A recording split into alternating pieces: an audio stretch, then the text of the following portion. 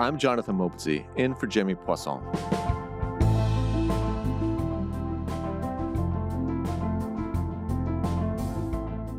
Every year, at the end of the summer, Justin Trudeau and his ministers hunker down for a cabinet retreat.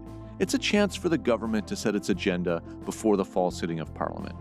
But this year, there's a long shadow hanging over the retreat, like a 15 to 20 points behind the Conservative size shadow, like a recent by-election defeat in a longtime Liberal stronghold size shadow, a pall that even a string of big policy announcements hasn't been able to shake. Not to mention the looming deadline of an election, which has to take place by October 2025. So today, I'm talking to the CBC's JP Tasker, who's in Halifax covering the cabinet retreat.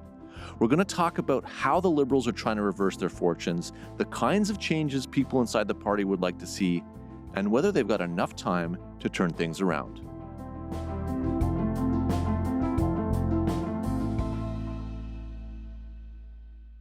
Hi, JP. Hey, thanks for having me.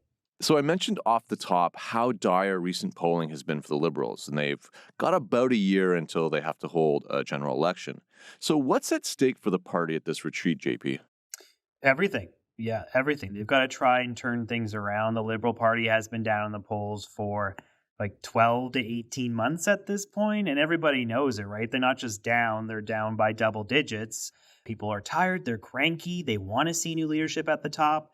But they're not necessarily sold on Pierre Poilievre and his team either, but they're just not sure if they can go with Justin Trudeau again. That's kind of the general sentiment right now. So heading into this cabinet retreat, the government is acutely aware that they need to do something to try and win back voters, to try and get into a better position so that they can, contend for power again next fall when we have the next federal election. Right, and this retreat is taking place just a few months after that just crushing by-election loss in the riding of Toronto-St. Paul's, which had been a Liberal stronghold for decades. Don Stewart coming out on top in the Toronto-St. Paul's by-election. The financial and marketing specialist claimed just over 15,500 votes, or 42.1%. The seat has been a Liberal stronghold for the last 10 elections. However, Liberal candidates... And they got another couple of by-elections coming up soon, too, which I suppose is kind of the next big test for them? It's a huge test. Yeah, after Toronto-St. Paul's, there's really no room for error. I mean, they lost that seat. They've held that seat for more than 30 years, and to go down to defeat to the Conservatives in a Toronto riding was not pretty. And they face a similar test in Montreal in Les Allées Verdun. It's a longtime Liberal stronghold. It's been in the Liberal wing column for decades, except for a brief interlude with the Orange Wave and the NDP. But, it's Paul Martin's former riding. The former prime minister used to hold that seat. It's a ruby red riding, just like Toronto-St. Paul's. And if this one falls into the hands of an opposition party, then, yeah, things are going to be really dire for this government and the Liberal Party. And there are definitely questions about whether Justin Trudeau can stay on as prime minister if they lose that one as well. All right, let's talk about some of those questions. So what were you guys in Ottawa hearing from current and former MPs in the wake of that loss in Toronto? And what kind of response were people inside of the party looking for? Well, MPs want to see some sort of change after that by-election loss. They're like, we can't go on like this. We need to make some changes. We need to either have a cabinet shuffle, maybe switch up who's on the front bench. We need to put some new policy proposals in the window. Maybe we need to deal with the staffing around the prime minister. Maybe who they've got there isn't working out so much. MPs are like, we don't get a lot of face time with Trudeau. Maybe we need to sit down with him more than we do and just hash it out and kind of figure out a plan that will work to try and win back some voters.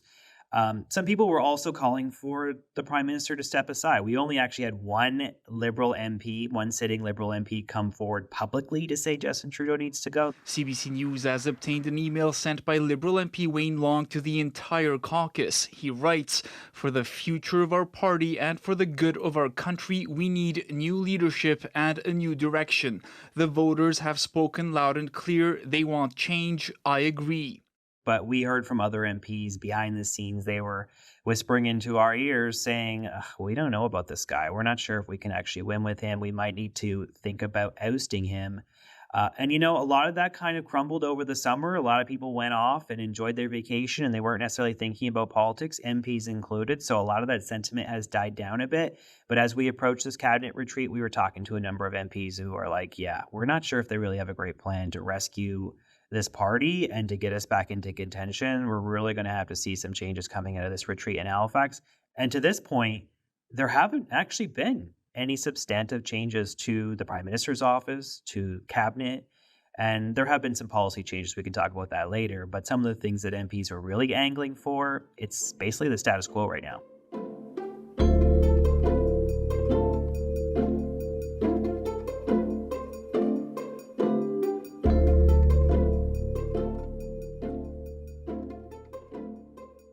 Trudeau and his ministers are at this retreat.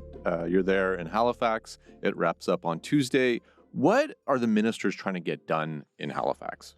Yeah, so the ministers are basically sketching out what the next year will look like for this government, especially on the policy front, but also on the political front. And they're trying to clean up some of the problems that have emerged, one of them being immigration. We have the fastest population growth rate in the Western world, in the developed world, and we added more than 1 million people last year. And there's a feeling that that is not a political winner for them anymore, that Canadians are souring on just how many people are coming into the country, that people are getting frustrated about it because they feel like it's fueling the housing crisis and that it's also making access to healthcare worse. So ministers out today clamping down on the temporary foreign worker program.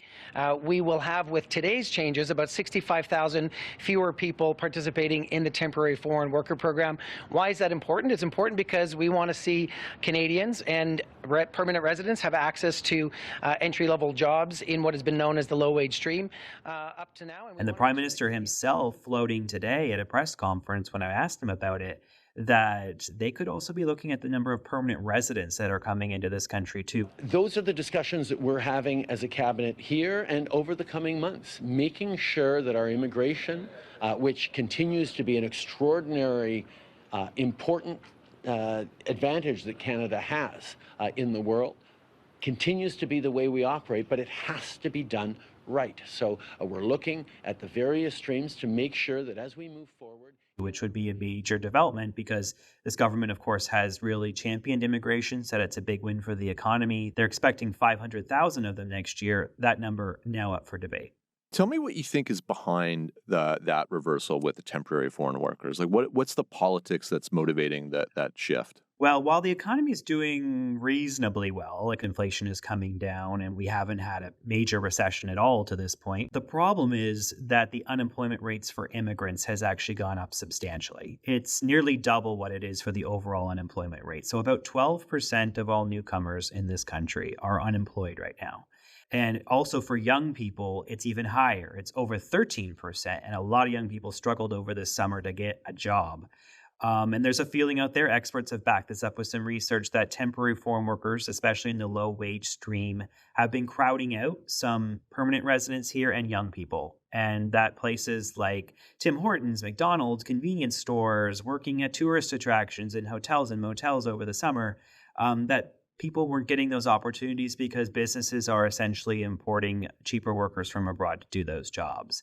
And so the government is saying, okay, we recognize this is an issue. We recognize unemployment rates are too high for certain categories of people. We need to rein it in. We are tightening the rules and restricting eligibility to reduce the number of low-wage temporary foreign workers in Canada, with exceptions in certain industries like healthcare, construction, and food security. So to those who would complain about worker shortages, here's my message. There is no better time to hire and invest in Canadian workers.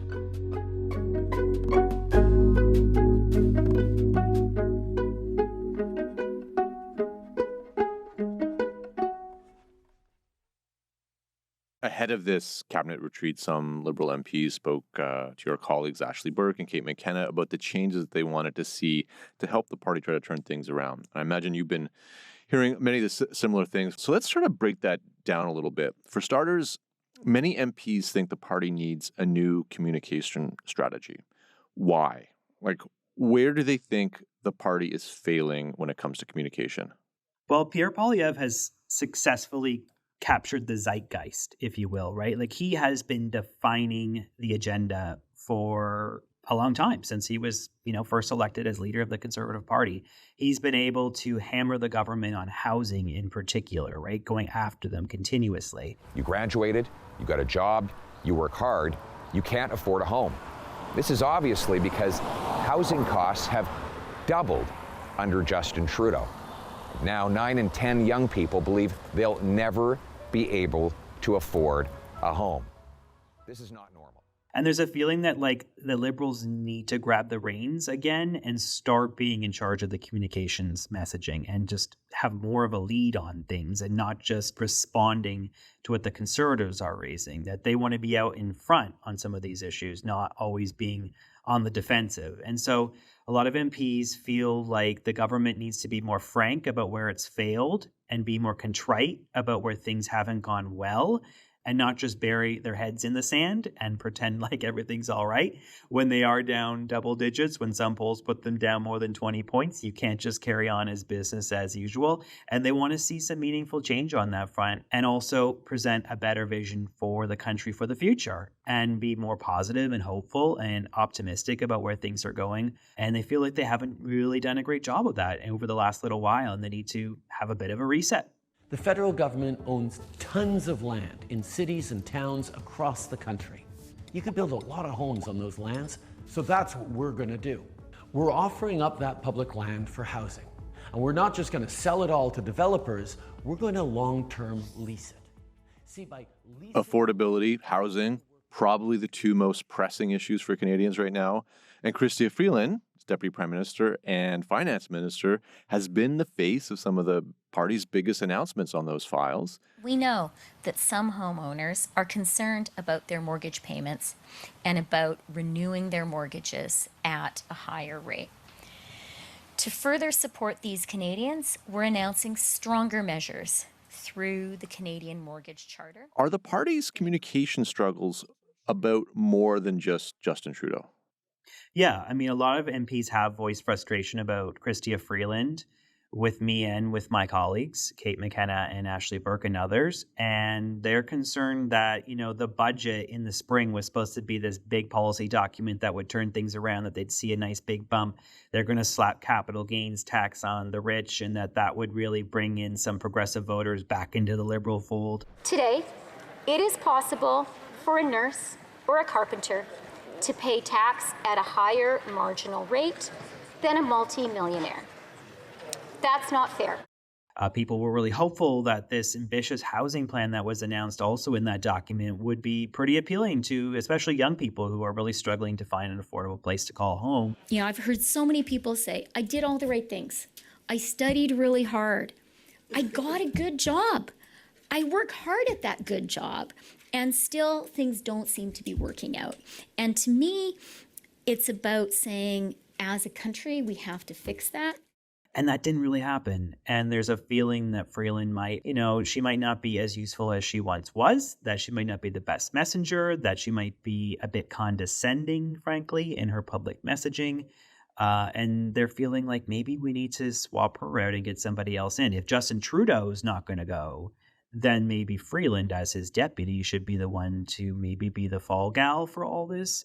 And that's I wouldn't say a common sentiment. I don't know if every Liberal MP feels that way, but we've certainly heard from a number of vocal MPs who are frustrated with Freeland and her performance and how the budget has really not lifted their fortunes. JP, it's probably worth noting that about a year ago, the Liberals had a massive shakeup when Trudeau moved to replace, I think, all but 8 of his 38 ministers in a cabinet shuffle. And things didn't really get any better for them, at least polling-wise, since. Why would now be any different? Why would people still be talking about the need for a cabinet shuffle? Well, that's what government sources say to us, is that the last cabinet shuffle, it didn't really work out that great for the Liberals because the voting public doesn't really care much about cabinet, right? Most people, when you look at polls, can't even identify cabinet ministers other than the prime minister. And the last cabinet shuffle didn't work out so great for Trudeau because Carolyn Bennett left. That opened up Toronto St. Paul's. They just lost that seat. David Lametti left. That opened up this LaSalle Martford Dunn riding that's going to be in a by-election in September. And they're in a tough race there, they might actually lose that seat. So it's like this cabinet shuffle that was supposed to put a new spin on things actually just created some more problems for them. So the center has made the calculation that a cabinet shuffle is not necessarily all that beneficial to them because there'll be more seats they'll have to try and fight and win.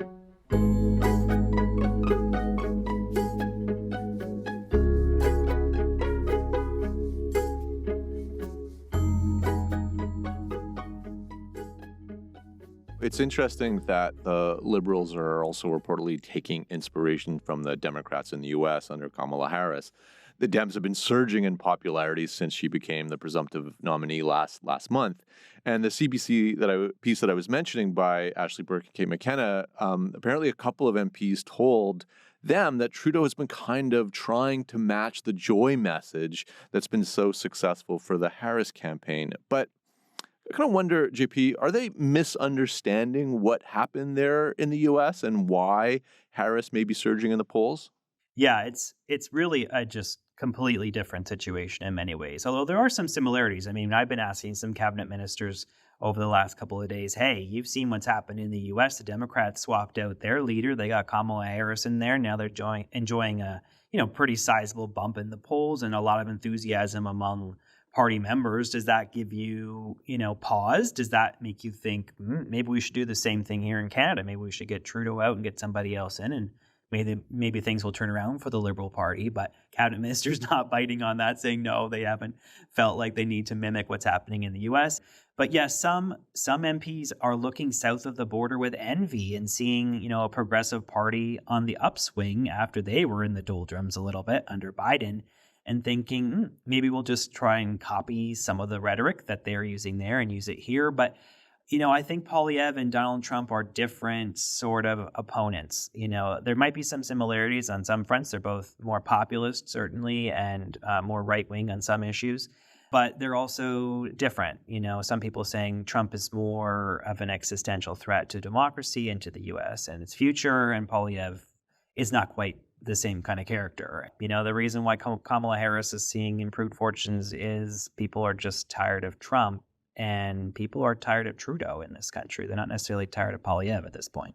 Yeah, you mentioned the fatigue factor. How easy or hard would it be for the Liberals to try to mirror the politics of joy a la Harris, given that they've been in power for nearly a decade?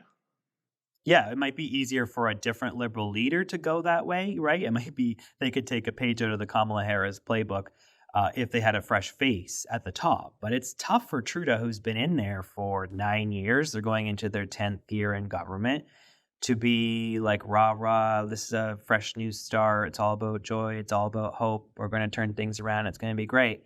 When he's had so long to actually make substantive change in this country and be the face of government. It's a message that can't just be superimposed on a political leader. It has to come up organically, I think.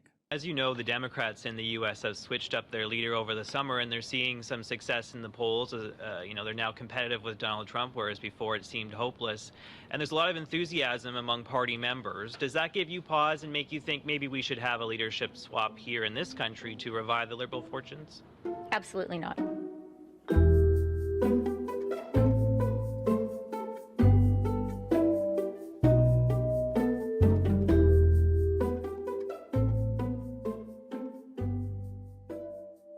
So if we go along with the argument that the Liberals' big problem right now is about communicating about what they're doing and not so much about the policies, what are they doing right? What are the big policy wins for them that they want to communicate better?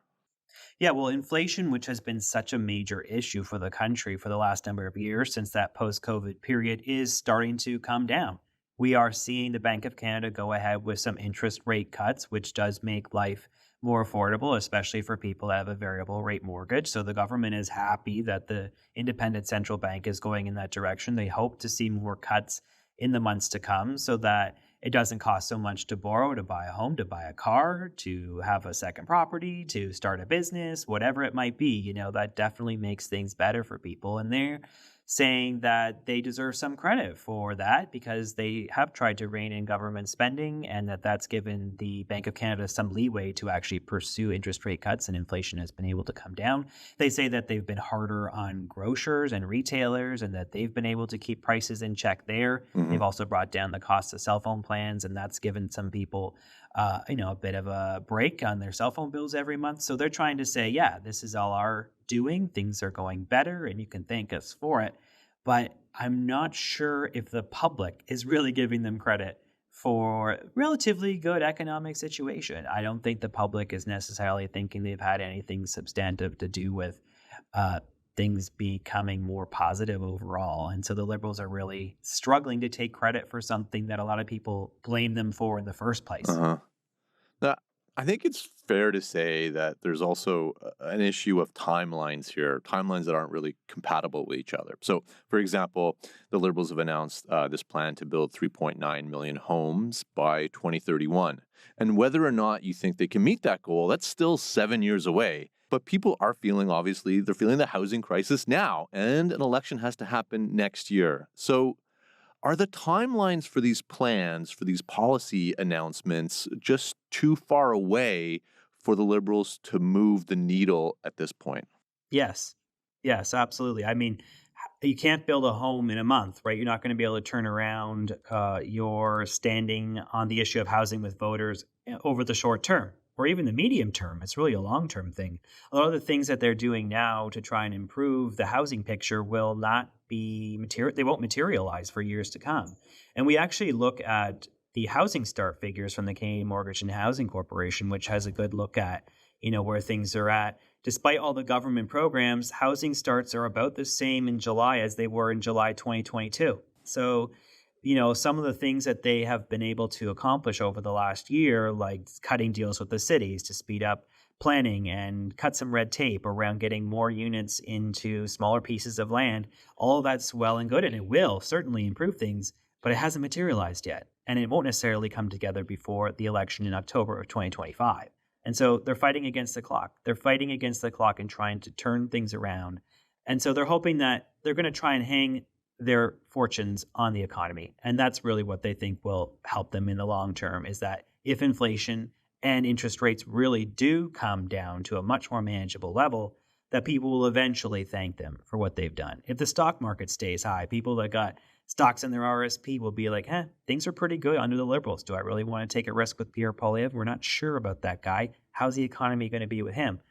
That's what they're hoping will carry them back to government in October 2025. But it's just such an uphill battle. Pierre Poilievre and the Conservatives just look like they have such a commanding lead at this point, and it's going to be hard to shake them from that position. All right. John Paul Tasker, thanks so much for joining us. Thank you so much for having me.